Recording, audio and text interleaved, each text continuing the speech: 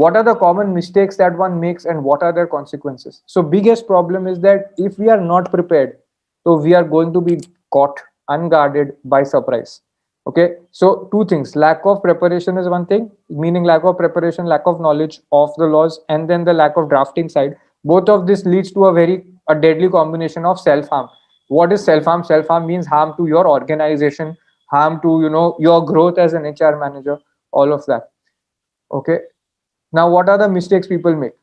So if they are caught in surprise, they don't have enough time to get activated. They, lot of times you will find out that you have missed 2 3 letters from the labor authorities, and the final time they've actually showed up. Okay, sometimes you will find out that on the day before you have to submit a response, you got the letter from your senior or from the desk, from the correspondence desk जहाँ पर letters receive होते हैं, second last day पे आपको कुछ पूरा ना मिला. ओके, अब आपको इसको रिस्पॉन्ड करना है, तो that doesn't give you any time to prepare. Most of the times this is a standard problem. People miss replying to HR or to labor authorities in time. What is going to happen if you don't reply to a statutory authority in time? They have power to search. You know what? They have power of a court with respect to searches and inspections. So they can come there to your office, they can ask you for all records possible, they'll take copies. And what will happen if you're not there in the office, or if you don't know everything, they'll be like, you are non-compliant, then we'll start proceedings against you. Okay, not maintaining a documentary trail. So one is not replying in time. Second, not maintaining a documentary trail. What does this mean? Suppose your organization is 3 years old or 4 years old, and you have been having contract workers for past 4 years. Now you don't have documents of कौन कब था. अभी you joined last year, तो last year से everything is there. अब आपको 3 साल पुराना notice आ गया. Your boss will say that, boss, you get this work done. You will say, sir, I don't have this document. This happened prior to the time I was there. Why didn't you check what is there? You should check that the documents are in order. Right now, not having that kind of documentary trail means you cannot respond properly. Not getting it in order. You will have the ability to reach out to the party, to the contractor, get some documents back, get copies. But कुछ नहीं होगा, आपको पता ही नहीं होगा, तो फिर ये नहीं work करेगा. A lot of times people write very general responses. We always intend to comply in time. We have this best practice. Okay, or this is one way. Sometimes people evade the issue. The authority is asking that your contractor, are you uploading contract workers PF in your own code, or sorry, in your own ESI code, or is the not PF, the ESI contribution, are you doing in your own ESI code or in the contractor's code? Okay, from which date? If the contractor has an independent code, from which date that happened? And you are saying that no, we have always complied in time, we have never defaulted. Is this an answer? Is there a match between the question and the answer?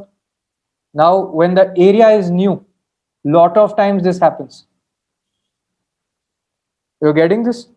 When you don't know how to draft, this is going to happen. Out of fear, you will keep doing this. Out of lack of knowledge, you will do this. Okay, this is standard. The first time I have to teach somebody drafting, this is one of the most important tasks they want to know about. That how do I understand what the issue is that the labor authority is asking me about? Okay, then not responding comprehensively. उसने एक सवाल पूछा, अरे आपका ESI और उनका अलग है क्या? आप बोल रहे हो हाँ हमारा अलग है, उसका ये है मेरा ये है. But they may want to know कब से अलग था, हमेशा से अलग था. आपका कॉन्ट्रैक्ट अगर वो आपसे पूछता है, provide details of your arrangement with this contractor and are you about compliance also, तो आप बताओगे ना कि इस दिन से इस डेट तक, date this of 2018 to 2019, I was doing all compliance under my code.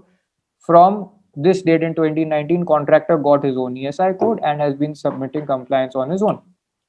ऐसे उसके बाद you will have to, you can say other things, that I have a vendor onboarding and an audit process where every 3 months I audit. If you need more documents, I can give you. तो इसमें क्या है कि there are points where there are drafts in which you have to cooperate, and there are times where you may not want to cooperate with the requester. But where you have to take what position is very important. If you are dealing with a labor authority, you always have to provide them more information. On the other hand, if you're sitting in a PSU, somebody writes an irrelevant request on an RTI, you may be able to claim exclusion and write in brief. There you are not responding to a higher authority, right? You got the difference, say yes if you got the difference. Okay, now why do people struggle here? Because they don't have adequate knowledge of the provisions to grasp the issue when they receive a labor notice. I have seen that they are answering only one out of multiple questions, और ये भी नहीं सोच रहे कि वो जानना क्या चाहता है लेबर अथॉरिटी. क्यों? क्योंकि पता नहीं है ना कॉन्ट्रैक्ट लेबर एक्ट का, ईपीएफ एक्ट का प्रोविजंस प्रॉपर्ली नहीं पता है, पावर क्या है, पूछना क्या चाह रहा है. They are you are not able to predict what are they. Any time you get a notice which is around contract labor from PF authorities, you need to know that this is about some contractor not having probably paid the contract labor and the labor has gone to that authority. That's why you've got that notice. That full story has to go on in your mind so that you can respond in a way that addresses the questions.